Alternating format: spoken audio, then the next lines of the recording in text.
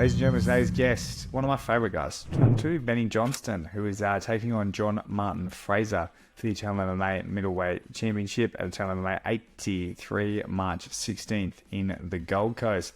Benny Johnston's trained with the likes of Israel Adesanya, but I've said it before, he was brought in to emulate Alex Pereira for Izzy's match against him in the UFC. He spends a lot of time with the City Kickboxing Boys, a renowned gym in New Zealand. Of course, has his own gym where he is the captain, coach, training partner, mentor, the Fight Center, which you're really starting to see sort of the fruits of his labor with Nick Kepu, Darcy Vendy, Sam Dobb, all those guys, Nathaniel Law.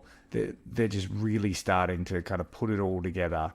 Those guys. So Benny Johnston talks about his time coaching and fighting and sort of balancing it up. He talks about kind of being on the back end of his career whilst also looking to break into the UFC. And if he doesn't, it's looking like winding down. But if he does, it's just the beginning. But anyway, it's always a very interesting mindset. Benny Johnston's, like I said, my favorite guy to talk to. He's very honest. He's very raw. He's not full of shit. He doesn't tell you, this fight's all or nothing. I love this shit. Like, he's kind of really like, if I win, this is how I'm going to feel. If I lose, this is how I'm going to feel. Like, this is the risk of life. This is the risk of business. I think it's a interesting insight into a man that is so knowledgeable. I think he's 4-1 in mixed martial arts. His only loss has been to former Eternal MMA welterweight champion Caleb Rideout.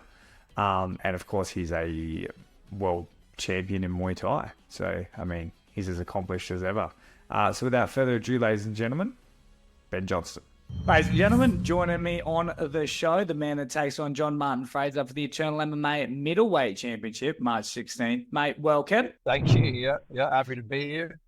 Now, you're finally getting your opportunity to basically put yourself, I would say, at the doorstep. You take out John Martin Fraser. The UFC's right there. Do you feel like it's one fight away? I do. Yeah, I do, bro. Is there? Did you think coming off the fight you had previously against, I guess we can say an underwhelming opponent. Of course, a lot went down with that and why that happened. But, you didn't come off the opponent that you wanted to. But then you get John Martin Fraser. So you come from like a fight where you go, well, I don't know where I'm sitting right now, to, you take out John Martin Fraser. He clearly is like the best going around right now. Did you think that this was the fight you were going to get? Yeah, no, I did.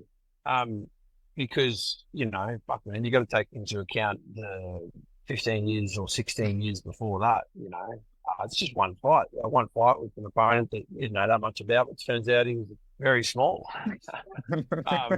But yeah, nah. So I did, yeah. And the where am I at thing that you mentioned earlier, it's like, nah, yeah, I know where I'm at. Like, I've got, even excluding CKB. CKB, obviously, there's the best guys in the world over there that I go and mix it up with, so I get a good gauge of where I'm at there. And then even at TFC now, I've got unreal bodies. Nick Kepu, Darcy, got Nate. There's some real good bodies. Sam Dobb as well, there's some guys my size, and it's you get a bit of an indication on a daily basis of where you're at. It sounds almost like condescending, but how proud are you of those guys? Oh, bro. Oh, very cool. Yeah, like it's just, of course, Sam Dobb didn't have his fight go his way, but stellar performance. But then you have guys like Vendy and Kepu putting dudes away. Is the gym just really starting to peak? Yeah, no, it's just getting started, bro. Yeah, it's just getting started. We got a real good little squad. So there's probably 10, 15 maybe guys that just all they do is they're all in, even guys who haven't had a single fight yet are just like, this is what I want to do. This is, I'm all in. And, for me is like, I obviously want to at least let them fulfill their potential. Whether that is, I would like every single one of them to be in UFC, PFL, whatever, cool that they want. And and I actually said to them quite recently, is like, if that's not their goal, then they at least need to not be slowing down anybody else who that is their goal.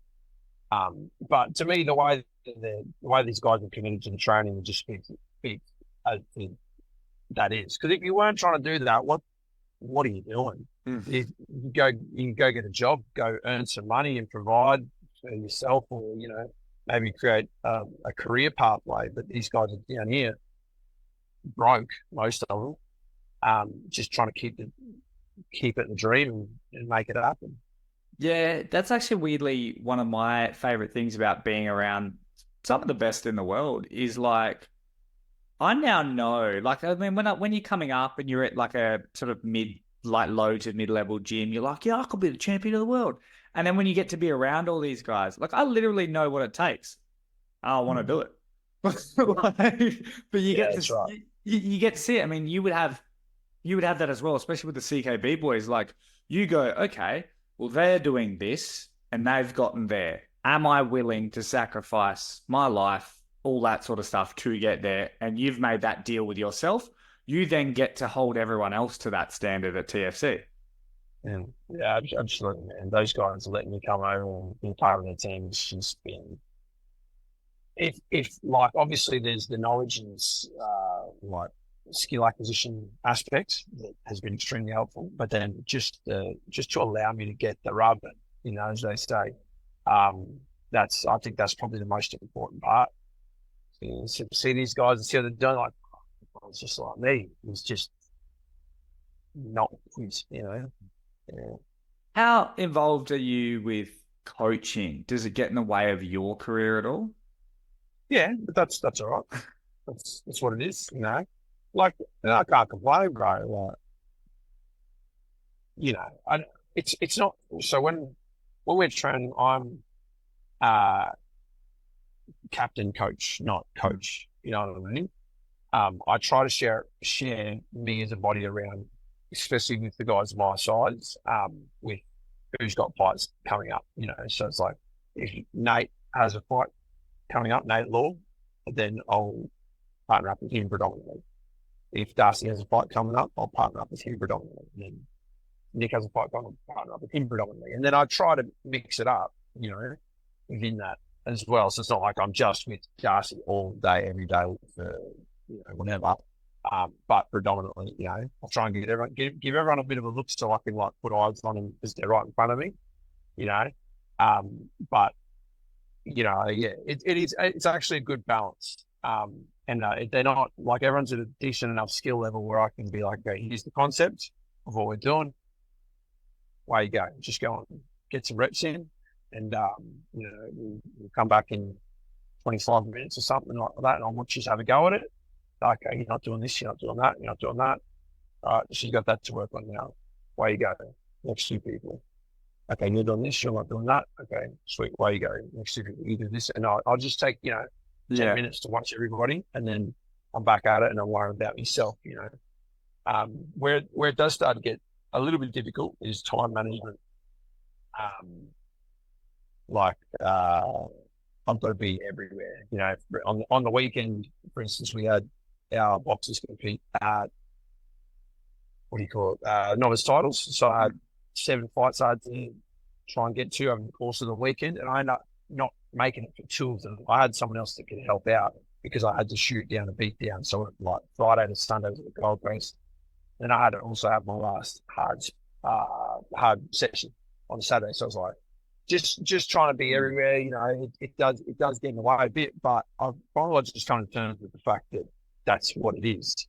And one wouldn't exist without the other. Like I'll even though the coaching aspect might eat into my own preparation a little bit, it's still worth it because look what we got. Even if I'm 20% less of a fighter because I spend time coaching, I'd happily sacrifice that 20% for what we're building. What if it meant you not reaching the UFC? Yeah, no, that's all good. Yeah, Ah. it's all right. Like, it's not about me, is it? You know, at the end of the day, like I know when whatever happens, whether it's a win or a loss or whatever this weekend, like I will have done every single thing I could have done.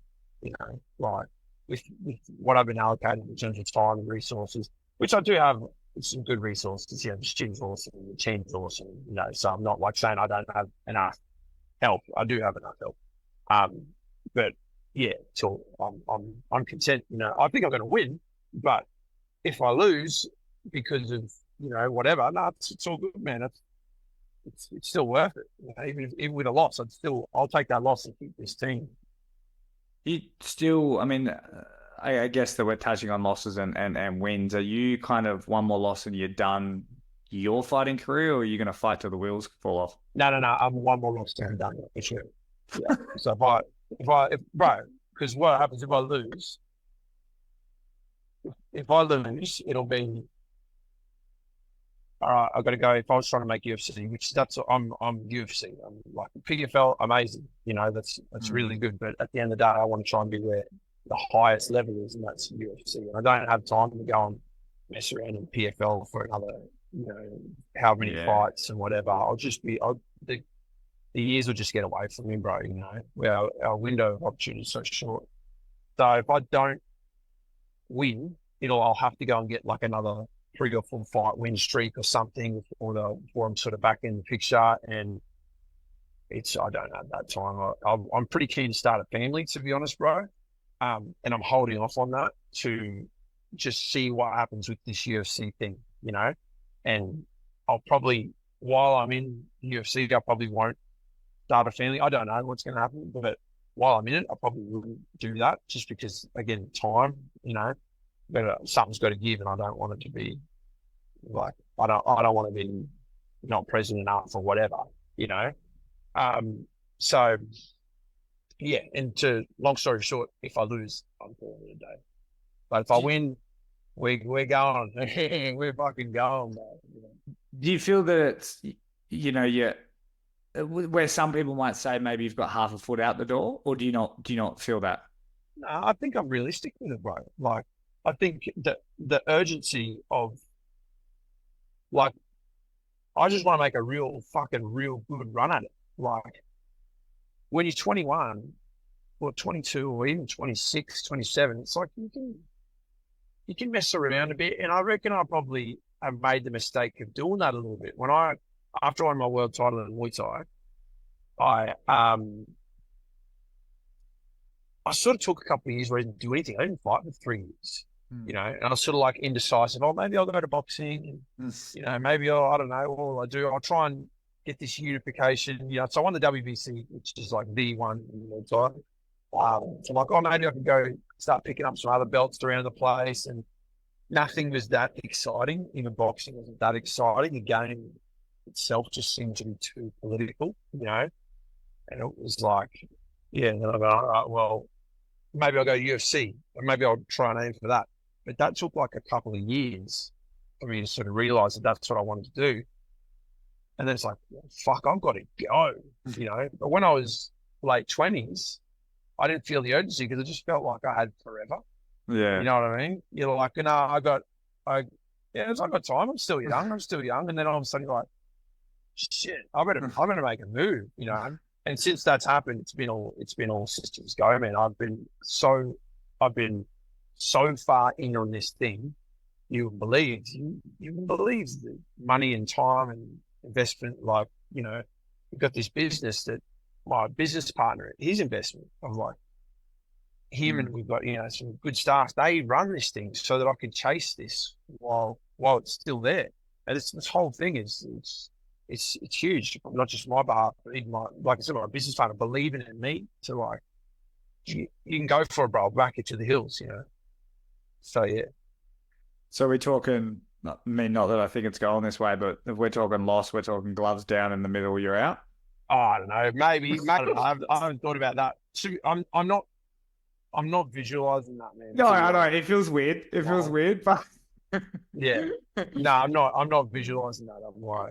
I'm thinking, well, if I win, you know, there's a couple of UFC cards in Australia this year. That's what I've got my eye on. Or, you know, shit, I'll take a fight on a week's notice.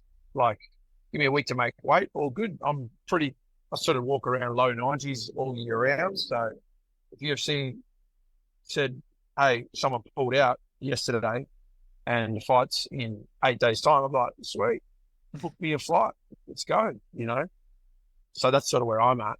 I'm not thinking about, oh, if I lose, I'll do a big thing. I'll make a speech around fuck that, you know? It's not what I'm thinking. Yeah. No, I like that. You are the type of guy though that likes when you jump, you like to know there's a fall. Like I feel like you've got that, like you like knowing the risk and it makes you sort of kind of go all in on the jump. Yeah, I guess, man, like that pressure of the risk is what makes you prepare, doesn't it? You know? Um, yeah. And it's at the end of the day, it's like it's only my own personal pressure that I'm putting on myself. Yeah, like really, it's like it's same as all of us that fight. Like no one really cares. You know what I mean? It's like they're doing their own thing, but I want to win. You know, and everyone's trying to win, and that's like, yeah, it's you just go out there and perform and let the rest take care of itself. Yeah. When it comes to the John Martin Fraser fight, I mean, how do you think it's going to go? Like, what are we expecting heading in? I don't know, man. I think I'll keep that one under wraps. I think as well. You know, like yeah, You're gonna pull guard, aren't you? yeah, I'll probably a couple of heel hooks maybe. No, I don't know, bro. I don't know. We'll see what happens. For a few different scenarios, and I got my own game plan that I'll obviously try and implement. I don't know what he's going to do. I haven't really been paying attention. I haven't been watching his interviews or anything like that, so I don't know. Maybe he's been giving away his secret, but it's all good. I just do my own thing, you know. All right, mate. Well, thank you for joining me. I love that you took the time. You're a busy man, and win, lose, or draw. Best of luck. March 16th, Eternal MMA 83. Hopefully, we see you reach the big one. Yeah, I hope so too, bro. That's what we're going for. So appreciate it, man. Oh, also, before I let you go, were you the one that knocked out Sam Dobbs' tooth? Oh, bro, it's a bit of an accumulation, I think. I know there was something that happened in one of our scrambles where it got knocked, but I don't think that was I think someone else was the straw that broke the camel's back. You know what I mean? It sounds like it was your fault. Thanks, brother. No worries, bro. Take it easy.